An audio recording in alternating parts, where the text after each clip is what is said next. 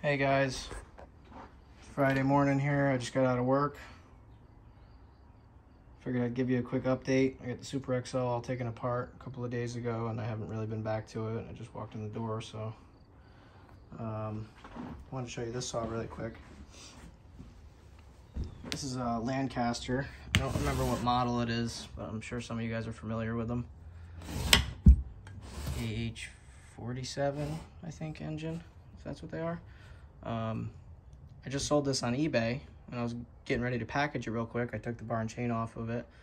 And it was advertised, I advertised it as seized because I thought it was, because on the recoil and I had nothing. I couldn't get it to turn over. I dumped fluids down here, training fluid, whatever I did. I don't remember, it was months ago. Trying to get this thing unseized, maybe run it, and it wouldn't break free, so I just set it aside, didn't really have time for it. But then I go to take the bar and chain off, and I noticed the clutch spins. And not just the drum, the entire thing. The crank. I'm like, really? You stick a socket on here. Well, it was turning nicer a minute ago. Now it seems a little backed up. Get the actual correct size.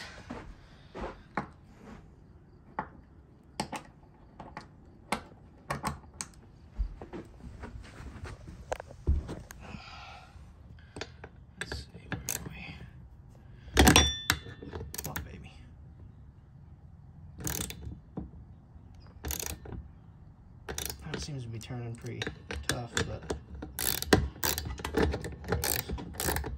was turning nice like that. So then I go and pull the recoil, and it's not seized anymore. But for whatever reason, you can see it turning. But for whatever reason, after too many times pulling this recoil out, it locks back up. So I'm not saying it has good compression or anything like that, but at least it's freed up. So that'll be good for the new owner. I feel like an idiot now, but whatever. Good cheap saw for somebody to play with. But anyway, let me show you what I got going on with this Super XL build. Like I said, I was thinking about maybe just cleaning it up, putting it back together, giving it to my father, having a nice clean saw. But I don't know. I talked to my buddy Matt, who did this pipe for me, and he got real excited seeing this saw.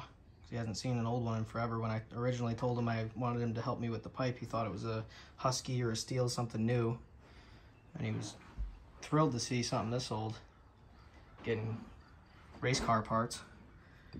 So I told him maybe I'd put a saw together for him, and I'm thinking this might be the one instead. But I got this cylinder off the other day. I started looking. I don't know if the camera's going to focus here. See that hole down in there? I don't know if it's a real bad dig or a hole. There's two spots, really. There's that spot in the front, and then there's a deeper one in the back. I mean, there's not really any evidence of it on the piston. I mean, I can definitely feel it. It catches a nail and it catches my finger. But the piston looks nice. Feels nice, smooth all around. The rings look nice. I don't really know what's up with that, but I'm thinking we're gonna put it back together as is. See what happens, because I had it running right before I took it apart. It ran fine. Idled. I just really wanted to take it apart and clean it. Get the cylinder taken off and all the fins cleaned out and everything. Get some of that carbon out of the way. So I'm a little nervous about that, but other than that, everything else seems fine. I think I'm actually going to put the points and condenser system back in this too because it ran fine. Normally I like to swap to a newer Super XL style. I've had good luck with those. The blue coil of death that everybody seems to hate. I don't hate them, I love them. Bake them in the oven, 200 degrees for an hour or two, and they work every single time. Every single time I've tried it, it's worked. So anybody out there having trouble with those blue coils of death, toss them in the oven, 200 degrees. So anyway, what else is going on? I put the 8-tooth clutch that I ordered onto the 400. That was originally going to come for the 500. I ordered it for the 500 and thinking it would be better for the 16-inch bar with that 8-tooth clutch. And then I found one in my pile of parts over here. So I was like, oh, well, shouldn't have ordered that one, but it found a new home on the 400 anyway. I just haven't been able to test that thing out in wood yet. Maybe I'll get to that this weekend. Go sink it in wood. I don't think it's going to like the 8-tooth with that big bar, but she'll get over it. I don't think I showed you guys this saw. Little easy manual oiler only. This is for a friend of mine. Had this saw growing up.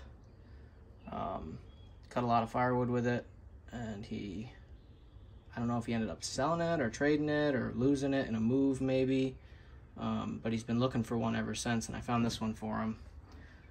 I just have to get it run. It doesn't have spark, and I haven't really looked into it. I'm gonna get it running for him, put a nice bar and chain on it, and that'll be a nice Christmas present for him.